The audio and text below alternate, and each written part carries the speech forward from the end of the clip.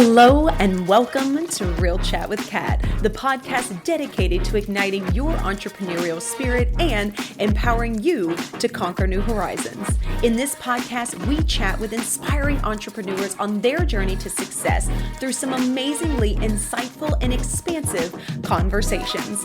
These episodes thrive on thought-provoking chats where our guests fearlessly explore their path to success, sharing their experiences, failures, and triumphs. No topic is off limits as we deep dive into the talked about and not so talked about pieces it takes to build a business, overcome limiting beliefs, deal with personal struggles, and everything in between that shapes our lives and our businesses. I'm your host, Kat Polsinelli, creator and founder at The Lotus Effect, where we believe that success is not just about strategies and tactics, it's about cultivating a powerful mindset and creating customized business operations that align with you and your true purpose. Whether it's mastering time management, improving productivity, enhancing leadership skills, or simply fostering a growth-oriented mindset, we'll provide you with the tools and strategies to flourish in both your business and personal life. I'm so excited to have you join us today in this episode, so get ready to feel empowered and inspired as we learn together and from one another on how to rise above challenges, break through limitations, and unlock our full potential. Let's dive in. Hello, everyone, and thank you so much for joining me today on this episode of Real Chat with Kat. I am so excited to have you here with me today, and happy 2025 as we have started out the new year, and I hope everybody is moving through January and getting prepared for February as we get started in a brand new year. I'm so excited to have a guest here with me today he was so much fun. We had such a great conversation beforehand, so I'm excited to bring this energy to the podcast. So Vance, thank you so much. Sure thing. No pressure now. No pressure. No pressure at all, Vance. Don't worry about no. So Vance, thank you so much though for being a part of the podcast today. And please do the audience a favor then and introduce yourself. Tell us who you are and what it is that you do.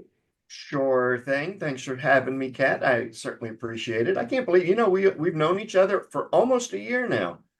Really? It's been Okay. pretty gosh darn close. So, but anyway, my name's Vance. I run a little company called Deliver Service Now Institute, where we focus on helping small businesses create experiences for their customers. I spent a decade working for the Disney company.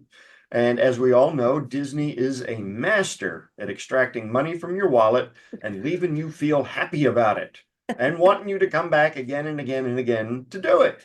And most people do. So essentially, bottom line, that's kind of what I show businesses how to do. The other half is that, remember I said that again and again and again, 80% of people who are at Disney today have been there before, which is just an astounding Wow. number. And so I show businesses how to retain their customers, how to keep them around, essentially build a titanium fence around their customers to keep them in and keep their competitors out. So that's kind of me in a nutshell. I love it. And I found the fact of you being with Disney so fascinating, and the fact that you were able to take this concept that I feel like a lot of people are looking for, where, you always hear if you can retain people that you've already worked with, it's a lot easier to sell back to them and so on and so forth versus always trying to find new leads. What is really interesting is I didn't know that 80% of people that are at Disney have already been. I mean, I get it, and that is still a crazy number when you think of how many people are continuously visiting amusement parks around the world. Yeah, I mean, it's a huge number. And this is one of the reasons that Disney is so successful and so profitable is that they don't have to market a lot to the people that are coming back. And the same is for our small businesses. I mean, it is ridiculously expensive to get a new customer in the front door. What I didn't mention, I also own 3 home service businesses here in Maryland. So I'm not just one of those gurus that goes around, spouting off, theories and things. I own a carpet cleaning business and a mold company and an oriental rug washing. So everything I talk about, I've done in those companies. So for my carpet cleaning business, it cost me $126 to get a new customer in the front door. That is not cheap. And if you think about it, like our minimum charge is $199. That leaves me like $70 to pay my technician, put gas in the tank, chemicals, rent and all that stuff. That leaves a couple of shekels for me, barely. Um, so I invest more in keeping my clients. It only costs me about $21, $22 a year per customer to keep them. So if I go back out and I do a $199 job for them, I'm already $70 more profitable, or $126 more profitable just by cleaning for them as opposed to going out and getting new. And I'm not saying you don't need new, you need new for your growth, but if you want to grow profitably, you got to keep focus on the customers you already got. Yeah, and what I really find interesting too is the fact that you know what it costs for you to get a new customer, and then what the cost is to continue to keep that customer. That is super interesting to me because when I think of anyone that is teaching people how to sell or how to market, generally I hear them speak about numbers.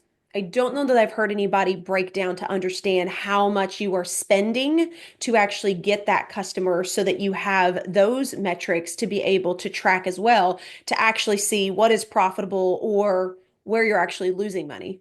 Yeah, I mean, there are a lot of numbers when it comes to marketing that every business owner really needs to have a firm grasp on. One is cost per lead. What does it cost you to get a lead? So, like, I got the numbers for December, and like my Google pay-per-click cost me $102 to get a lead in. Now, that's not a customer, that's a lead. So if we don't close that lead, that's $102 flushed down the toilet. It's just gone. So we have to be really good on our phones. One, we have to answer the phone live. So if you're not answering your phone live, and you're letting it go to voicemail or, oh, I'll get to it. And you paying Google a lot of money to advertise, it's just money going down the toilet. People are not going to come, they're not going to call you back. And by the time you call them back, they've probably gone to another provider. Um, so that's cost per lead. And then you've got cost per customer, which is, okay, let's take all of your marketing costs and the number of customers you get. And that's how I arrive at the 126 is what are all of my costs put together to get one customer in the door? And then, Okay. what does it cost me to keep a customer? All of the stuff that I do, newsletters, postcards, emails, gifts, thank you cards, all the stuff that I send out after the sale, what does that cost me in order to keep a customer? And for me, it's about $22. So I'm a simple guy. 126 or 22. I'm going 22 all day long. It just Yeah. makes more sense. Well, and what I think is really intelligent about this too, when you're talking about after you've worked with a customer and you talk about the newsletters and the things like that, you're also talking about the follow-up game, which is something that I hear in certain industries speak about, but I don't necessarily hear that in the entrepreneurial space when it comes to follow-up. We talk about, like how many times did you touch, in case anybody doesn't know what that is, it just means a reach out. Did you touch that potential client or that potential lead? And that's leading up to it. But nobody seems to talk about, or at least I don't hear a lot of it, about the follow-up game afterwards. Now, coming from real estate, that was something that we talked about tremendously because it wasn't the follow-up. You would talk to someone, they couldn't buy a house now, it'd be 6 months or a year later. So you had to be the one to continue to follow up with them. So you were staying top of mind because you're competing with so many other people in the industry. But when we're talking about small online businesses, I don't hear a lot about this follow-up game. So when did you kind of figure out that like that needed to be a part of your process, or is that something that you kind of pulled from the beginning and implemented from the start? Yeah, no, well, I started, I mean, I didn't always have this elongated process. I started with, well, I should probably remind them at like 6 or 12 months that, hey, it's been a year, you should get your carpet cleaned. And then that turned into, oh, well, they cleaned, I should probably at least write them a thank you note. So we started doing handwritten thank you notes. And then we were like, oh, well, it's been a year and a half. Maybe I should send them another postcard. And then it just turned into this huge reminder system. And then I got into newsletters. And the cool thing about a newsletter as opposed to a reminder, like you're asking for money, right? Mm-hmm. You're not creating a connection with the person or a relationship. You're asking for money. Here's a discount. Come give me money and I'll take a little off the top for you. With a newsletter, you're creating an emotional connection with them. For example, I shamelessly use my children in my marketing. Got no problem at all with it. So my daughter, she's 17 now, but when she was younger, she did ballet. So at her recital, I took a picture of her. And when she was 5, she was, cute and pudgy in her little tutu, and I put it front and center in the newsletter. And then every year she did the recital, I took the picture, put it in the newsletter. And she must have been like 10 or 11 years old. We're in the grocery store, and this crazy old lady comes running up to my daughter. Oh my God, Emma, how is your recital? And we're Oh, like, who the hell is it? We're ready to run down the frozen food aisle. I mean, we're getting out of there. And then I had to think, wait a minute, this has got to be one of my clients. This lady has grown up watching my daughter grow up. So my kids have got thousands of aunts and uncles. I could screw up royally, and that lady is never leaving me because I've created an emotional connection with her. And I think that is where most business owners fail, is they don't create that connection with their customers. And I'm not saying, you got to give your shoe size, oh, well, my business is different. I don't have kids. All right. Well, do you have a dog? Great. I got a kitchen and bath remodeler who has his little dog named Rocky. And, he's got a little section in his newsletter. It says, Rocky says. Okay, great. And it's cute. It's connection. But you got to let your personality shine through. Otherwise, you're just a commodity. What makes the difference between this plumber, that plumber, and this plumber?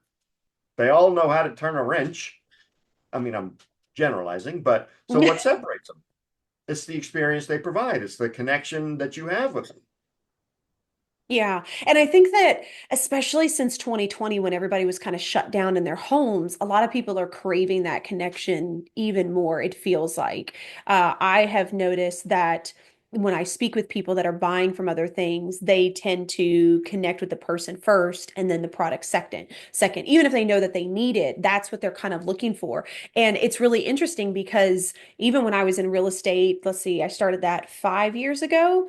um the connection was there, but not as much as we are talking about it now, and now we're starting to see in a lot of different industries that like people are bringing out their personality, or if they like to have fun with something. Like I know one lady that she's actually a real estate agent, and she popped on my feed, but she is just a comedian with everything that she does, and that's how she relates to some of her people. And I think what's really interesting about bringing that personality piece in, like you're saying, is I feel like it's also an easier way to attract those that also relate to you and like you for who you are. And for those that maybe don't enjoy what you talk about or what you joke about, like it kind of pushes them away. I think that, in my personal opinion, that it makes it easier to find those clients that then are going to stay because there's already some type of personal alignment. Yeah, your marketing is designed to do two things: attract the people you want to do business with and repel the people you don't. It's just the short and condensed version of what you just said. And it makes life so much easier and more enjoyable for the business owner because you're not dealing with, bums and tire kickers and just people you would not enjoy hanging around with. Hmm. And we talked about, the keeping of the customer and how and the follow up and everything. We also need to do that with the people who don't buy. and how long is appropriate to follow up with people who don't buy. And you really have to think about what is the buying cycle? How long do people need to be caressed and coddled and talked to? I mean, like I'll give great example is in my carpet business. If somebody hasn't bought, in like 3 or 4 days, they've found somebody else because they got a dirty carpet, they want to get it cleaned. They're not going to take 3 months to think about it. In my consulting business, in my coaching business, they might take 6 months, 9 months before they pull the trigger on hiring a coach or a business consultant. So I need to know that so that I know how long to follow up with them, how long to encourage them through mail, through email, etc. So you have to know how long your buying cycle is so that you know how long to continue to follow. Don't just send one email, hey, you still interested? Well, that's no good. Yeah, and I do agree with this as well. And I love that you actually brought up the example for your carpet business, but then your coaching business and seeing the difference because I've heard so many people get caught up in that of like, well, you need to follow up at least 6 times. And I agree with you. I think that it's industry specific, and you have to understand your process and the clients that you are attracting to understand where is the connection, how long will it take them to think on something, how quick are they needing to make a decision, and then understanding all of those pieces. Because coaching and consulting, you're selling that to someone, but you really are kind of selling your personality and what you can help them with. Whereas if you have a physical product, like you said, more than likely that physical product is available somewhere else, so the buyer process is a little bit shorter because they can just go get it somewhere else, Yeah, and so you know, I had a guy join my coaching program last week, and he said, "Yeah, I saw you speak in Las Vegas, and I just decided to join your program." And I had to think, I said, "When the hell was I in Las Vegas?" And I said, I had to go through my photos in my on my Google Drive, and I'm skimming, I'm skimming, I'm skimming. I was like, "Dang, I was in Vegas like 3 years ago." I'm like, "Oh." wow. I'm like, "All right." And he's been on my list, just reading my stuff for the last 2.5 years, and just decided to. I asked him, I said, "What made you decide that today was the day that you were going to join me?" "I don't know. I just felt right." I was like, "All right." So you don't know when somebody's, when they're ready to buy. Yeah, that's the other thing. And I think that there are so many people out there that talk to you about like the wording you should use and how you could pull them in this way and how to make it attractive, all these things. And I'm not saying that they don't work, but what I am saying is, like you said, you can't force someone to be ready to do something. So even though you have all these great words and you have the 5 best tips to get you money and like all of these things that are technically supposed to sell people, it doesn't necessarily mean that that person is hearing your message the way that you want them to. And I do agree with you. I think that by having those newsletters and continually giving value and continually bringing things up and feeding information to them, you're eventually going to connect with them when they get to the space in their journey where they're like, oh, this makes sense for me now. It may have made sense for them 6 months ago, but it doesn't mean that they realize that. They have to get to the point to where they are like, okay, this makes sense for me, or I feel like this is called, or I've seen this so many times now, I think that I should do that. And I think that that is what trips people up when it comes to that sales process, especially when it comes to coaching and consulting and online business work, because we try to process it out so much that we almost take the human experience out of it. And then when people don't meet our expectations of like, well, I've sent these people things for 6 months and they haven't bought anything, I must need to change my process. We forget that you may have met somebody a lot earlier in their journey than what they're willing to meet you at that moment. Yeah. I mean, the teacher will appear when the student is ready. Very I mean, true. bottom I line, I love that mean, saying. I mean, I talk about stuff till I'm blue in the face to my coaching members, and I'll have somebody, on a coaching call say, "Why didn't you say that before?" I mean, I say it like almost every other week for the last 5 years. You just happen to hear it today. Yep, yep. And I have to go back to the other part too, which is repelling people. You said this earlier when we were talking about who you attract and who you repel. And I find this really, really interesting when it comes to the sales process as well, because there are so many people out there that want to help everyone And so we are afraid to add in our own personality and our own messaging to kind of shoo out the ones that you really don't want to work with once they get to the table, but you're like, oh, but I need the money. So let's just, and I think that that is understanding the difference between lack and abundance, as well as understanding that the more that you actually repel those that don't align with you, the easier it is for those that want you to actually hear you. And I'm curious your take on this too. Yeah, I agree 100%. I mean, great example is I'm a guest on a lot of podcasts. I probably record 3 or 4 a week. So I'll get requests from podcast hosts, and I got it just the other day, and I looked at the lady's website, and it didn't sit right with me because she was an empathy, I mean, real strong, like empathy off the charts. I just woo woo, if that's the right word for it. And I'm like, I am just not. I mean, I'm a meat and potatoes, rubber hits the road kind of guy. I mean, I'm intelligent, I can think, but I'm not going to use a whole bunch of highfalutin words to describe something that doesn't need that. So she sends me this list of questions that I need to answer, and I answered them and I sent them back, but I didn't really feel good about it because I'm like, what is this? Then she sends back the reply. I asked you for your LinkedIn as requested. Please send. I'm just like, delete.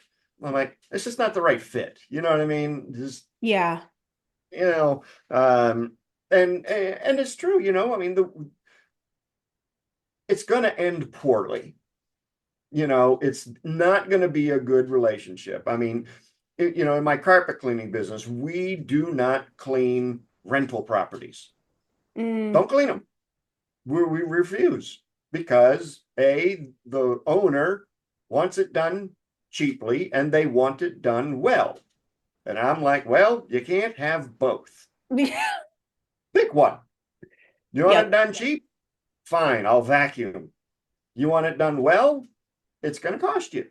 Hmm. It's simple as that. So we just don't clean them. Now, homeowners will clean all day because they understand the value. They got to live in this stuff.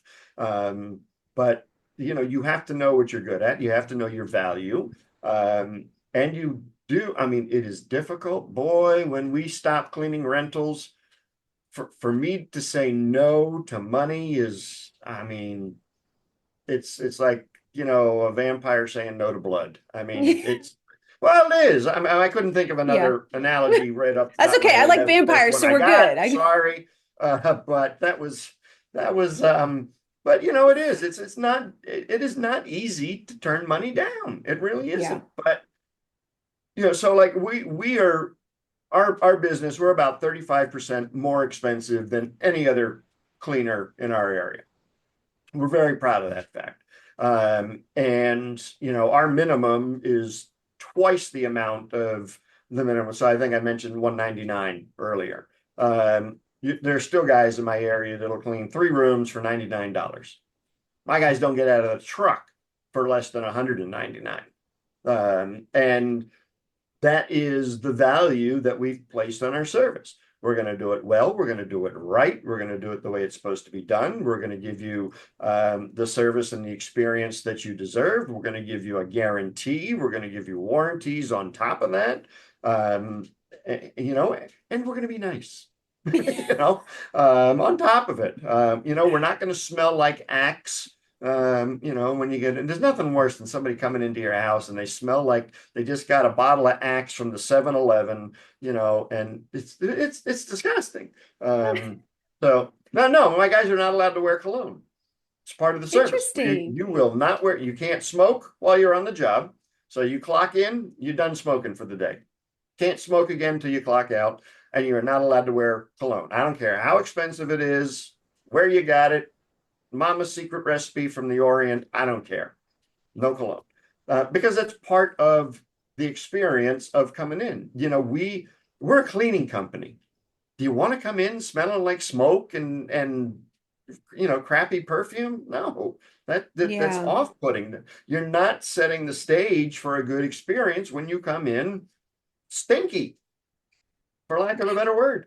Yeah, well, and I feel like those smells too also linger. So then when you're cleaning something, you're not getting that fresh, clean, because I know how carpet smells when it stinks. So Yeah. all that is mixed. And to me, smoke is the absolute worst on somebody. And I swear I can smell it for hours after somebody's been at my house. So I totally get that. But I think what's really interesting is you come back to saying you have these values and those are your values, right? And those are what you stand by. And because you stand by those, this is what you believe that your product is worth, and you hold to that, which I love because I feel like sometimes people that I've spoken with kind of put those values to the side because of the money aspect and wanting that. And then I think what they don't realize is if you do it once, you're probably going to do it again. And if you do it again, then it starts to kind of snowball. And then you've created this cycle. And then you have to fight to put your values first, which then is going to cause a bunch of mess, a bunch of bad talk, or whatever the case may be, because now you have to backtrack and be like, yeah, I'm not willing to deal with that anymore. And don't get me wrong, we all go through instances where that happens and they sneak in or whatever the case may be. But if you're not standing behind what you believe in and what you stand for and your integrity and you let other people step over you, you create an environment that eventually depletes you. I think that's why some people get into burnout, and then you almost have to start over with who Yeah. you want your client to be and who your avatar is going to be and how now do I want people. And that's super hard because it's hard enough being an entrepreneur and having these roller coaster feelings to begin with, or not knowing where you're going. And then you throw that on top of it where you thought you were doing well, but you hated what you did. And now you've got to flip flop. Yeah. Well, I mean, just to touch on pricing real quick. I mean, higher prices attract a much better clientele than low prices. We charge higher prices. We actually go into cleaner homes, people that actually take care of their homes. The houses are easier to clean. My guys are not, killing themselves trying to clean it. Like most of my competitors will do 6 to 7 jobs a day to make the same money that we make in 3 jobs a day. It's Wow. less wear and tear on my employees, less wear and tear on my equipment and my vehicles, and I'm more profitable. So what's not to like about that? So that pricing model really it attracts a more affluent client, and we have less callbacks. So I mean, if somebody is lower economic scale and there's a spot in the carpet that we just can't get out, it's not coming out. They are more apt to argue, well, if you can't get the spot out, I'm not paying. Or we can't get the spot out.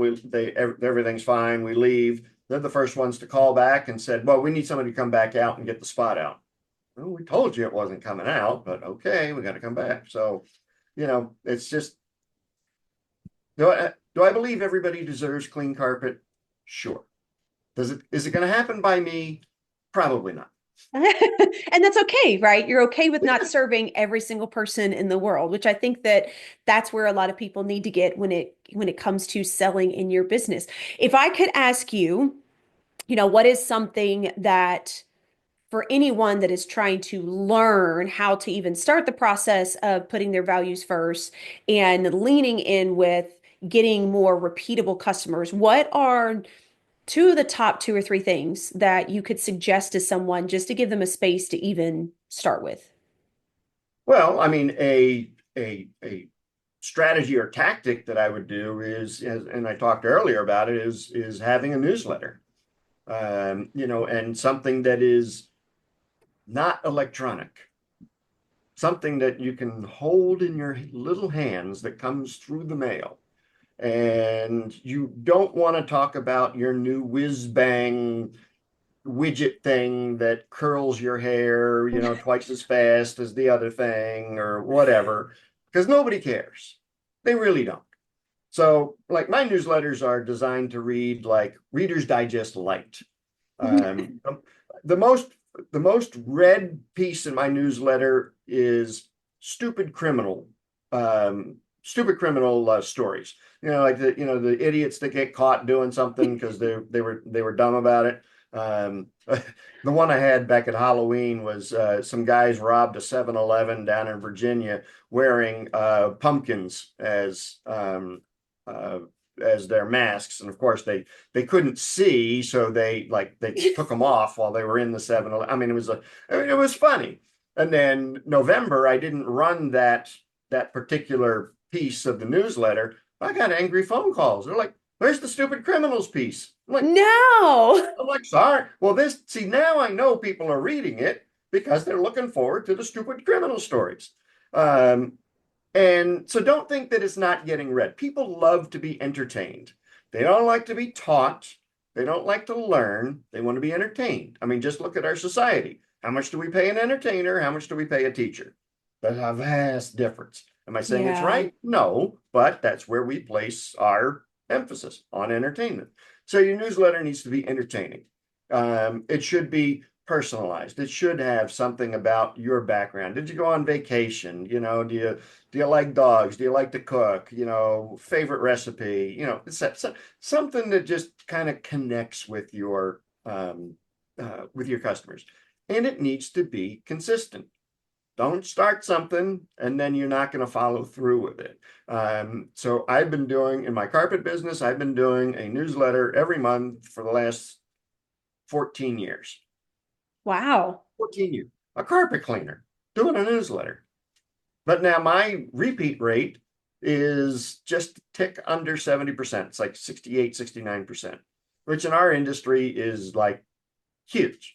Most Yeah. people I talk to, they have like, 35, 40%, and they're happy with that. I'm like, well, do a newsletter. Um, so it's creating those again, emotional connections, and not being afraid to letting that stuff come out. Because if you can have a conversation with somebody, I mean, our customers call in all the time and say, I'd like to get my carpet cleaned. And we're like, okay, great, we can get you scheduled tomorrow.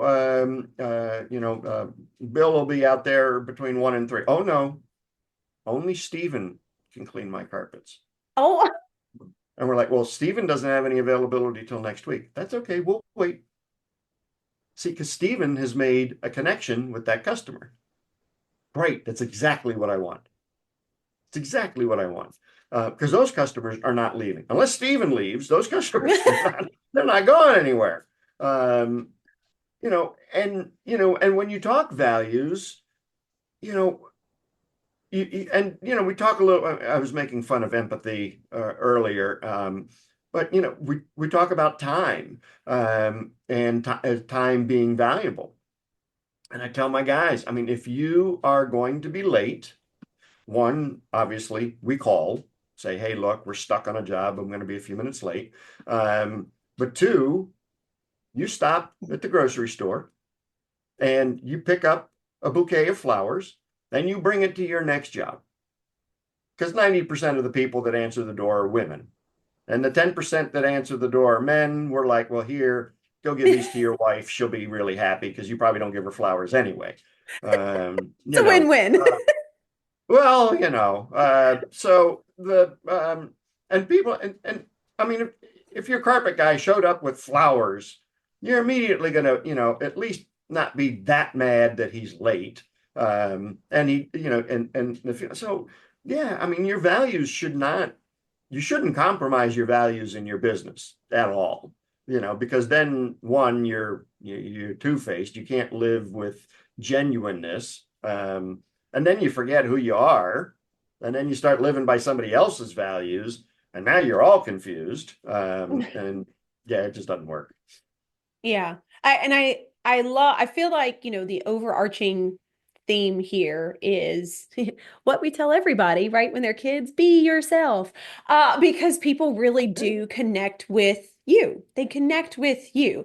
And I love you are the first person that has ever talked about a newsletter, but in a way where you're just giving random entertainment for potential clients or past clients on top of sharing some of the other stuff, right? And I think that is so unique and such a great idea to be able to do because you hear a lot of content creators or marketers and stuff that talk about like, oh, well, you should have a newsletter. You should be sending emails out every, couple of days or, once a week or whatever the case may be. But it's always talking about only providing like value, like you're constantly teaching them. And I actually think that this is super genius to do because I think of how many newsletters that people have put me on their list and I just automatically delete it. One, I'm not a huge fan of just reading a bunch of stuff anyway. Two, I don't need to be taught 15,000 things a day. No offense to anybody that sends me stuff. It's just my personality, right? But I have to say that if there was one that I knew there was like some type of joke or some type of funny story or something, I would probably end up opening it at just enough to read that, which would end up leading me to reading at least, scanning through the rest of it before I deleted it. So, Well, and I'm talking about a real in the mail newsletter. So you yeah, can't delete this thing. that's true. You That is actually very true. physically have, and there's not a lot of competition in the mailbox these days. No. So you get it in your hands, you have to look at it, and you have to make a decision whether you're going to keep it and read it or throw it away. Email, it's just easy to delete. And you don't Yep. even know if it's going to get to that point of deletion. Is it going to go into a spam box? Is it going to go, have they set up a filter so that they'll never even see the thing? I mean, it's all of that. And the thing I also like about newsletters is that you're not asking for money. You know what I mean? It's not that, I mean, what would you think if the only time you ever heard from a provider was when they wanted money from you? Yep. That sucks. That's not a relationship. That's a one-way street. I call you, hey, I'm having a special. Send me some cash, I'll send you some shampoo. Great. Is that nice? No. But hey, for the last 6 months, I'd been sending you a newsletter and hey, Barbara Streisand used my shampoo last week and, she said her hair was never better. And then, Fred Flintstone smelled Barbara's hair and he loved it and he recommended it to Velma. And there was this whole story about how all the Flintstones used the shampoo. Now that I might read, and appreciate the story. And, I mean, I'm off the cuff here, but It went to Fred Flintstone. It was a little, no, I'm just kidding. yeah. I love the Yeah. Flintstones. So. Well, again, it's just, my pea brain just whatever comes to mind. No, I think it's great. And I love that you're giving such a different perspective for people as well to see that, like, you really can work your business the way that it works for you. And you can do something completely different than what most people are telling you you should do. There's not one generalized, commercialized way that a business can be ran. And I think that we need to remember that because we get caught in, like, who's going to help me make the most money now? Who's going to help me get clients quicker and all of that. And it really does come back to understanding who you are, who you want to sell to, what your values stand for, and who you're then attracting from that versus what can I pay for that somebody can give me a template for that I can turn around and use, and then that's just going to work. And that does take uniqueness. It does take you being okay with being you and whatever that means, right? And understanding that that is who you're going to attract, but then at the same time, you're probably going to piss some people off or repel some people, and that's fine too. And I love that. I think that's a great thing. I mean, it comes back to what you were talking about in the beginning with Disney and the repetitive la la la people that they have coming back to them because I know that Disney has raised their prices again and yet like nobody bats an eye, so they're not worried about who they're going to lose because they always know that there are those that are going to come back.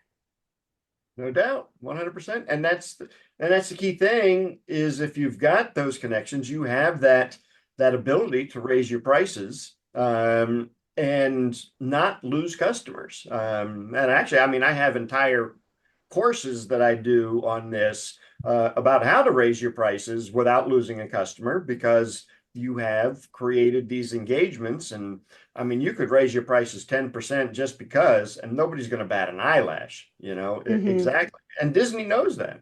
And the great thing about being able to raise your prices is that you take some of that price increase and you put it in your back pocket. And then you take some of that price increase and you reinvest it in the business to create a better experience. And then 6 months down the road, you do another price increase, you do the same thing, put a little money in your pocket, reinvest the rest in the business. And that cycle just keeps going. And sooner or later, you've got this machine that's just like, holy crap, this is great, Yeah. Well, thank you so much, Vance, for being a part of the podcast today. I've had so much fun. I feel like there was so much information on just how to simplify when it comes to selling and creating connections and staying with people that I feel like people do kind of get caught up in like, what's the fancy, next thing. So I can't thank you enough. I would love if you happen to have an ending word. So if you happen to have a quote or a piece of advice you'd like to leave the audience with, I'd love to hear I it. do. I only have one quote, and all of my members know exactly what it is, and that is you won't profit unless you implement. Ooh, Go do something. Pick one thing from very, this interview, go do it. very, very true. Well, thank you so much. Please do us all a favor then and tell everybody where can they find you? How can they connect with you? How can they be in your world? Sure. Best place to go is the website, which is deliverservicenow.com.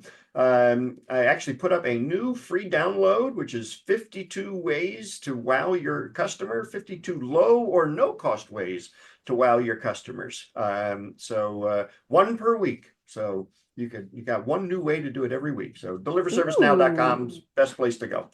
I love that, Vance. Thank you so much. We'll make sure we have all that information in the show notes as well. Make it super easy for you guys to be able to find the information and be able to connect with Vance. Vance, again, thank you so much again for being a part of the podcast. Thanks for having me, Kat. I appreciate You it. are so welcome to everybody else out there. We're in a new year. I know you're trying new things.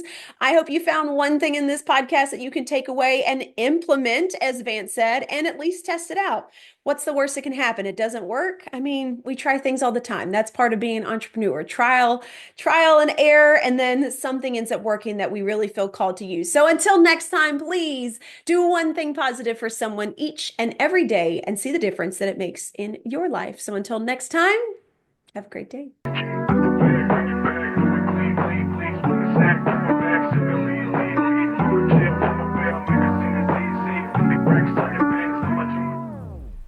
Hello again, and thank you so much for being a part of the podcast today. If you enjoyed this episode and it brought tons of value, we ask that you please share, like, and subscribe. Your support means the world to us and helps us to reach even more inspiring entrepreneurs who can benefit from these powerful conversations. If you haven't already, be sure to leave a review on your favorite podcast platform, as this feedback is an amazing gift that fuels our growth and helps us to continually improve this podcast. Looking for an extra dose of inspiration and empowerment? Then be sure to connect with me on social media. You can find me at The Lotus Effect, where I share valuable resources and tips while sharing my own journey of being an entrepreneur. And if you're interested in learning more about my coaching programs and services, be sure to check out my website at the-lotus-effect.com. Once again, thank you so much for being a part of Real Chat with Kat. Your presence and support makes all the difference. Remember, whether you find yourself in the depths of the mud or on the path of growth, we all have a unique journey. And just like the lotus, some of us start in the dirtiest of mud, yet as we rise and grow, we blossom into something beautiful, unique, and truly one of a kind. To all of my visionaries out there, keep rising and growing as you create your own Lotus Effect.